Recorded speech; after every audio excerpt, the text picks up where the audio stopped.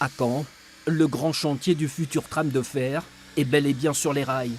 Voilà une semaine maintenant que les équipes d'ouvriers sont à l'ouvrage pour la dépose et la déconstruction d'une partie des infrastructures de l'ancien tracé du tram sur roue.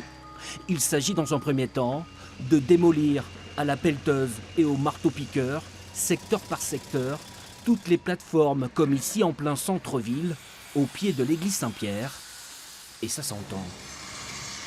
La première opération était de déposer la ligne aérienne pour que les entreprises puissent travailler dans les meilleures conditions possibles.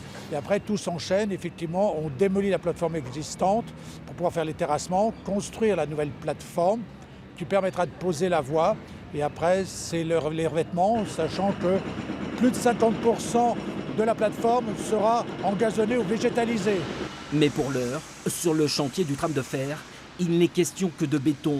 Mais pas seulement de destruction, puisqu'en plus du centre d'exploitation et de maintenance de Flory, on construit en ce moment même un ouvrage d'art sur les bords de l'Orne, une passerelle de 60 mètres de long qui permettra de desservir la presqu'île de Caen. Il n'était pas possible de mettre le tramway sur le pont existant, pont Stirn, pour des raisons d'engorgement et d'embouteillage trop importants pour la circulation automobile.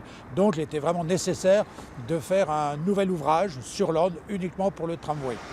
18 mois de travaux sur un tracé de 16 km 200. La tâche s'annonce donc ardue pour le maître d'ouvrage engagé sur plusieurs fronts à la fois.